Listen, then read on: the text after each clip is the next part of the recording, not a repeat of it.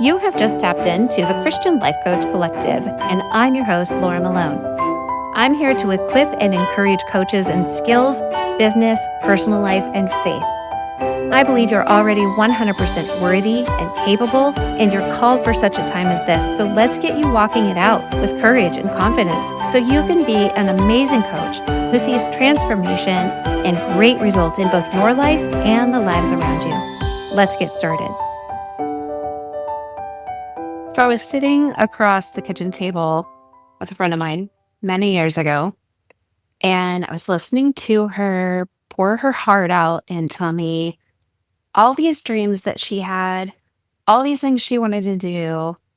And basically, she was debriefing like all of the struggles, everything that she felt she lacked, everything she felt was against her, like all the obstacles standing in her way, all of the things that she felt she had not been equipped with in her life to support her as the person she was then and the person that she thought she wanted to be. And she felt like she didn't have anybody to help her.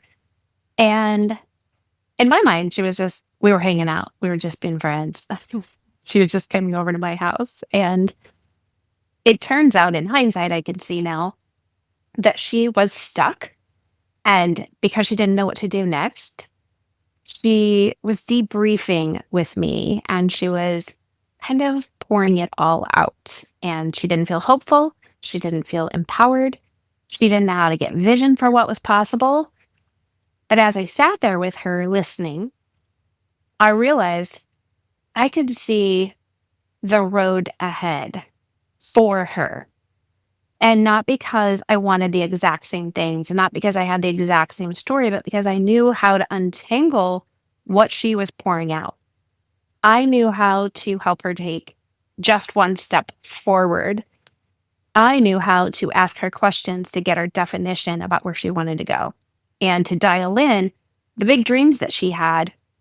I knew how to say, instead of saying, what your dream is to, 20, 30 years down the road, let's talk about what your dream is that's a month from now that will get you going down the road so that you can ever be the person who fulfills those dreams 20 and 30 years from now.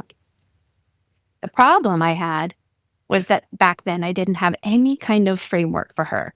I didn't have a process. I didn't have language for what I was offering her.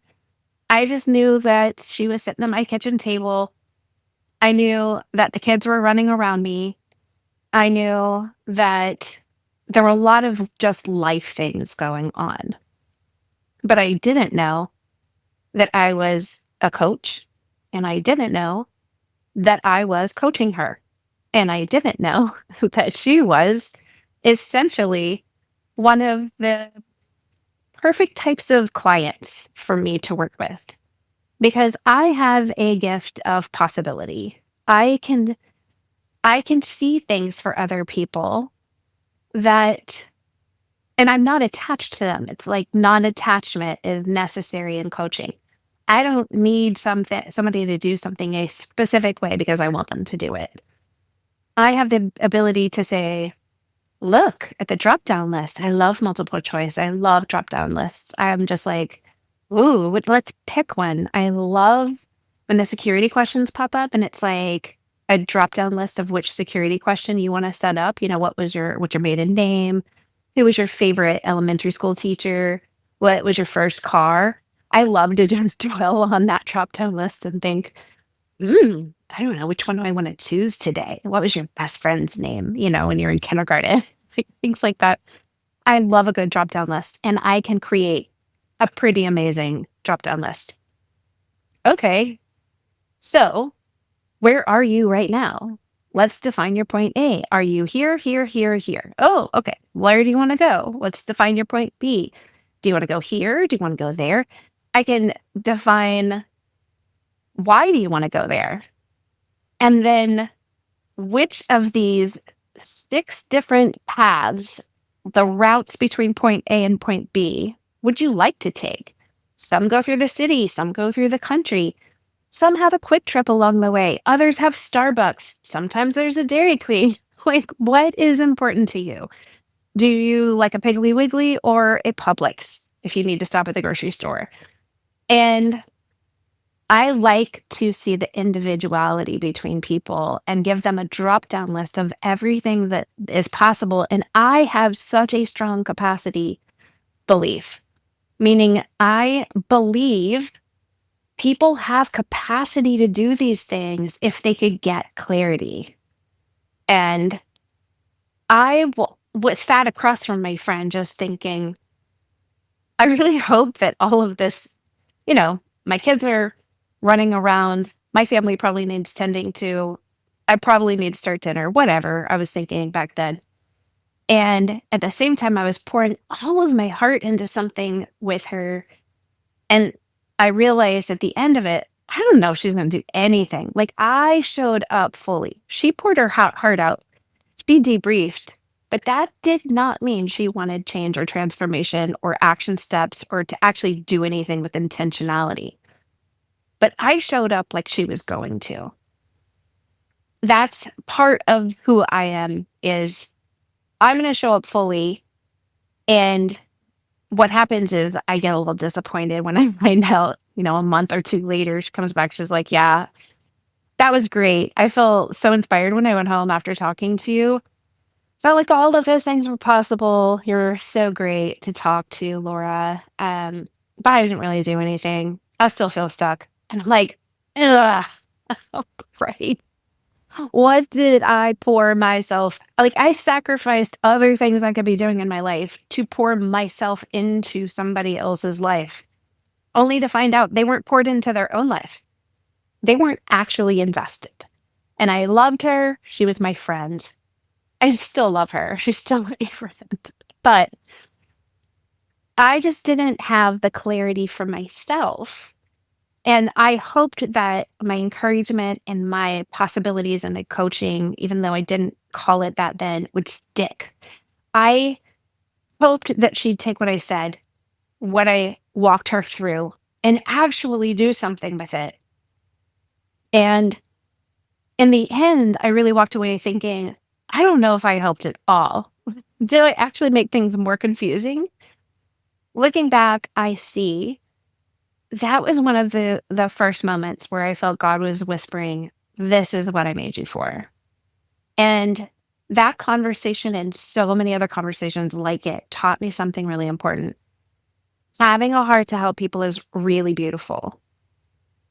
Having a heart to do that for free and call it your like just your ministry in the church parking lot, so beautiful, very generous. But it is not the same thing as having the skills, tools, and framework to help someone consistently and effectively. When you're called to coach, it's not just about good intentions. It's about learning how to listen differently, not just listen as a friend across the table, but listen differently with a different purpose. How to ask the right curious questions that are contextualized to the person and their individual design, and how to walk somebody through a process and have a method that you understand and believe in, but also know that it belongs to them because you don't want them to just feel heard. They they want change when they come to you.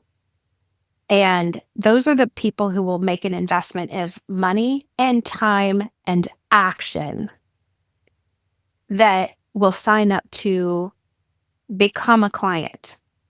And training it gives you the structure and skill to do that every time. Being trained in coaching skills and tools and frameworks, it's what helps build your confidence and your certainty and your competency. It gives your clients clarity and it gives you a way to serve that won't burn you out or leave you wondering if it worked at all. Proverbs 20, verse 5 it says that counsel in a person's heart is deep water, but a person of understanding draws it out. I'm just going to say that's just, I am interpreting this in this context.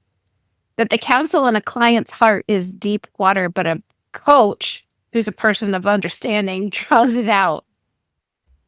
Same thing for a parent and a mentor and a pastor and a counselor, like a person of understanding to become someone who understands how to guide somebody, how to draw what's already within them up and out. And this verse just stands out to me because it's a perfect picture of coaching. Every person that you meet is carrying something deep. They have wisdom, they have clarity and experience and answers that they might not even realize is there. Most of the time, they don't. But it takes skill and patience and the right questions to draw it out. That's what a trained coach does. So it's not about telling people what to do, it's about helping them uncover what God has already placed inside of them. That's why training matters, because the better you are at drawing it out, the more transformation you'll see it in their lives. I wish that we could all say we had amazing parents who understood this, who knew it, and were trained to draw out what's already within us. We wish that we could say our family of origin did this for us. Our friends, our churches, our schools did this. But most people won't say that is the situation for them. That's why I believe everybody could really use a coach. I believe they need teachers. I believe they need mentors. I believe they need counselors. And I also believe everybody needs a coach. Different coaches for different things and seasons. So maybe for you, you've been the go-to person in your family or your friend group or your church for a long time, and people come to you because you're a safe place and you care and you listen and you reflect and you have great things to offer back to them. Maybe just like me at that kitchen table, you can already see the next step somebody could take. But if you've ever walked away wondering, like, did I actually help anybody? Was my sacrifice of time and energy really valuable? Are they going to do anything with it? That is where becoming a trained and certified Christian life coach can change everything for you. And in the Sterling and Stone certification path, my goal isn't to hand you a title or a piece of paper. My goal is to train you in a proven faith-based framework called the Pearl Practice that can help you coach anyone in any situation with confidence and clarity. And it's really a framework that you can trust to hold your client's story and guide them through transformation and keep both of you on track towards the results they want and the legacy that they're building.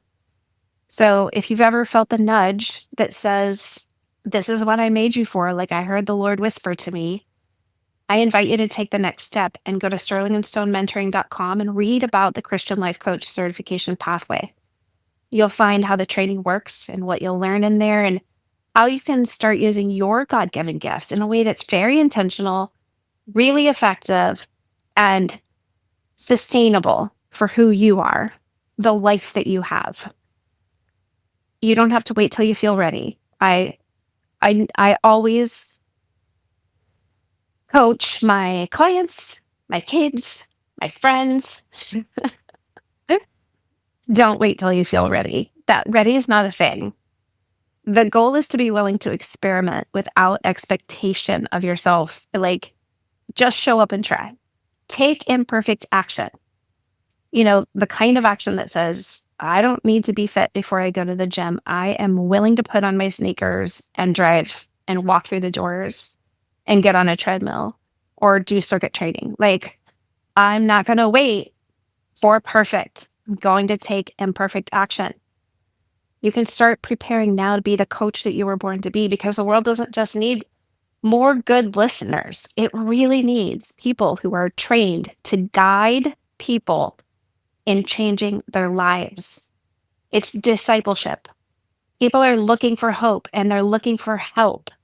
So imagine what it would be like to be somebody who knows how to help and knows how to offer it to people in a container so that the world out there knows that you're the right guide for them. Because in that, it'll change everything for both of you. So I want you to remember all things are possible. Everything is figure outable. And we're in this together. So talk to you next week.